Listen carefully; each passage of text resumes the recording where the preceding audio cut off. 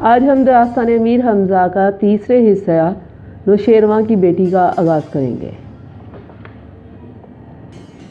सिकंदर का मीनार।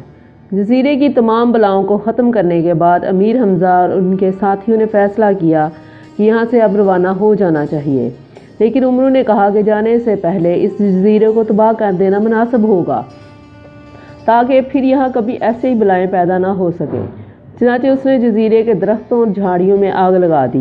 देखते ही देखते शोले आसमान से बातें करने लगे और आग एक सिरे से दूसरे सिरे तक फैल गई। इसके बाद सारे आदमी जहाज़ों पर सवार हुए और एक बार फिर समंदर की लहरों पर बहते हुए हिंदुस्तान की जानब रवाना हुए।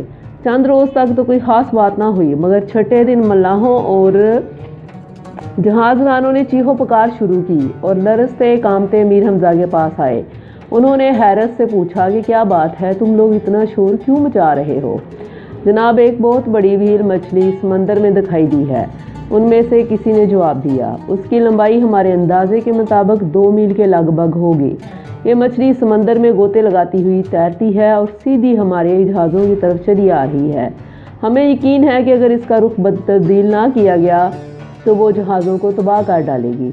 ये सुनकर मुकब्बल और बहराम और उमरू के होश उड़ गए, लेकिन अमीर हमज़ा के चेहरे पर परेशानी के आसार दिखाई न दिए।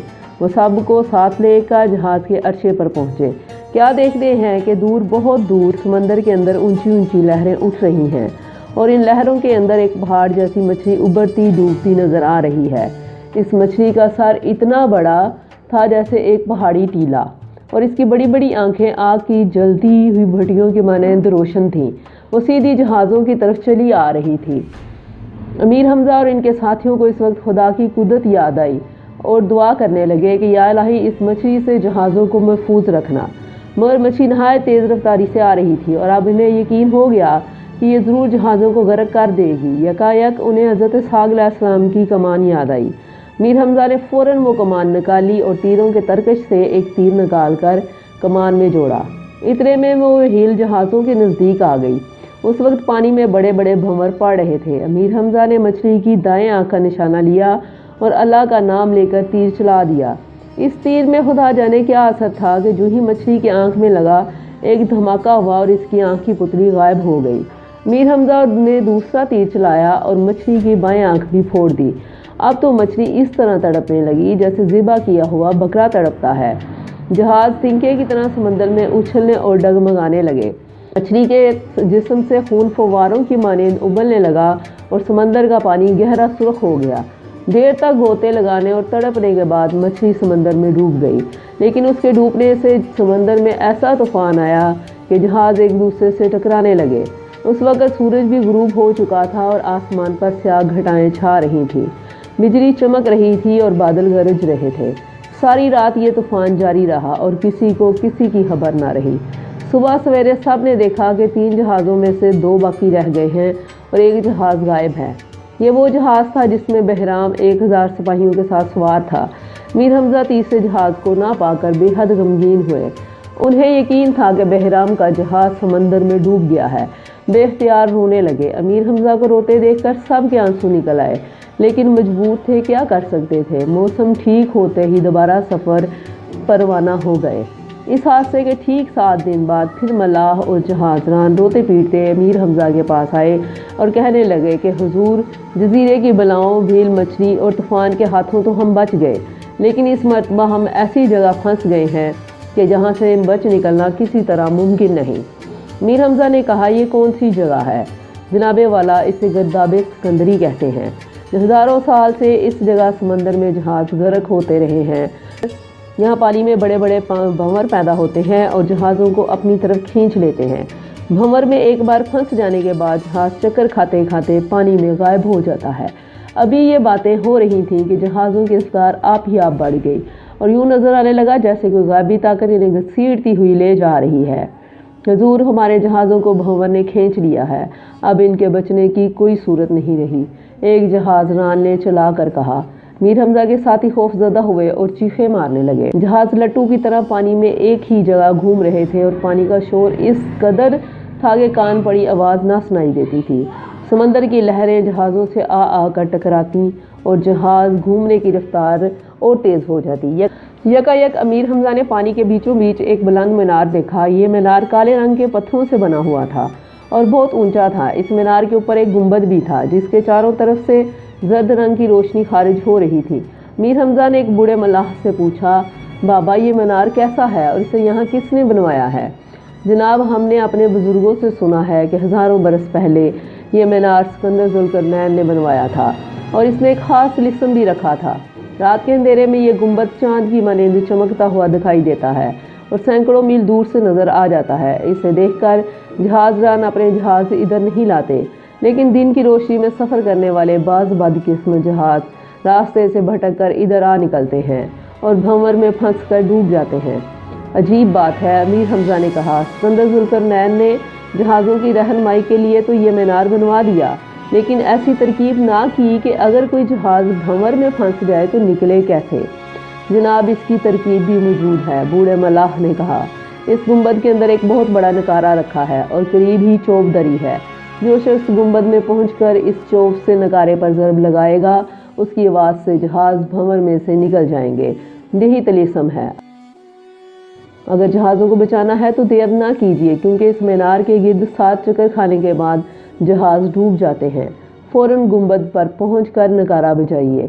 ये सुनकर अमीर हमजा ने कपड़े उतार कर लंगोट बांधा, मीनार की बुलंदी का अंदाज़ा लगाया और जहाज़ के मस्तूल पर चढ़ने के इरादे से आगे बढ़े। उनका ख्याल था कि मस्तूल पर से छलांग लगाकर मीनार तक पहुंचना कुछ मुश्किल ना होगा। इतने में उमरू सामने आया और कहने लगा, ए हमजा, मेरे मुकाबले में तुम्हारी जान कीमती है। ऐसा ना हो कि तुम मीनार तक पहुंचने की कोशिश में अपनी जान से हाथ धो बैठो, फिर हम किसे अपना सरदार बनाएंगे। मैं चाहता हूँ कि तुम्हारी बजाय मैं मीनार पर जाऊँ और नकारा बजा दूँ। अमीर हमजा हैरत से उमरू का मुँह देखने लगे।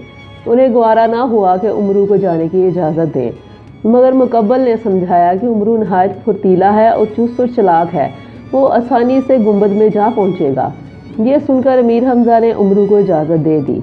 अब उमरू ने अपनी आदत के मुताबिक कहा, ए लोगो, देखो, मैं सिर्फ तुम्हारी जानों की हिफाजत के लिए मीनार पर जाता हूँ। अगर मैं कामयाब रहा और खैरियत के साथ वापस आ गया तो तुम मुझे क्या दोगे? सब ने कहा कि 1 लाख शर्फियाँ देंगे। बहुत अच्छा, बेहतर ये है कि सब लोग मुझे तहरीर लिख दें ताकि बाद में मुकरने की गुंजाइश ना रहे। मीर हमजा, मुकब्बल, आदि पहलवान वगैरह सब ने तहरीरी वादा किया कि अगर उमरू की कोशिशों से हमारी जानें बच गईं तो उसे 1 लाख शर्फियाँ देंगे। ये तहरीरें अपने पजामे के नेफे में अड़स कर उमरू ने मीनार की बुलंदी पर निगाह की और दम साध कर ऐसी छलांग लगाई कि सीधा गुंबद की चोटी पर पहुंचा। लेकिन गुंबद का पत्थर चिकना था, उसका हाथ फिसल गया और वो नीचे गिर गया। उमरू को गिरते देखकर अमीर हमजा और मुकब्बल चलाए और दुआ करने लगे। खुद उमरू भी घबराया। उसने नीचे देखा कि एक मगरमच्छ अपना खौफनाक जबड़ा खोले इसका मुंतज़र है। इसने दहशत से अपनी आंखें बंद कर ली। जब वो नीचे गिरा तो उसके पैर मगरमच्छ के दांतों से टकराए। इसने पूरी कुव्वत से एक और छलांग लगाई और इस मर्तबा गुंबद के अंदर पहुंच गया। उसकी इस फुर्ती और तेज़ी पर जहाज़ के हर शख्स के मुंह से तारीफ का कलमा बुलंद हुआ। गुंबद के अंदर एक नकारा और उसे बजाने वाली चोब रखी थी। उमरू ने एक हाथ से चोब उठाने की कोशिश की, मगर वो इतनी भारी थी कि कामयाब ना हुआ। आखिर इसने दोनों हाथों से चोब उठाई और नकारे पर दे मारी। चोब का नकारे पर पड़ना था कि एक होलनाक आवाज़ पैदा हुई। उमरू वहीं बेहोश होकर गिर पड़ा। ये आवाज़ मीलों तक सुनी गई। समंदर की तह में रहने वाले लाखों जानवर और मछलियाँ सतह पर आ गईं और उन्होंने जहाज़ को भंवर से निकाल दिया। इसके बाद जहाज़ तेज़ी से रवाना हुए और चंद रोज़ के अंदर अंदर एक खूबसूरत जजीरे के पास पहुंच गए। मल्लाहों ने अमीर हमजा को बताया कि इस जजीरे को सरांदीप कहते हैं। इससे पहले कि हम सरांदीप जजीरे के दिलचस्प और हैरत अंगेज़ वाक़यात बयान करें, आपको ये बताना चाहते हैं कि सिकंदर ज़ुल्करनैन के बनाए हुए गुंबद में उमरू यार पर क्या गुजरी। जब उमरू को होश आया तो उसने अपने आप को गुंबद के फर्श पर पड़ा पाया।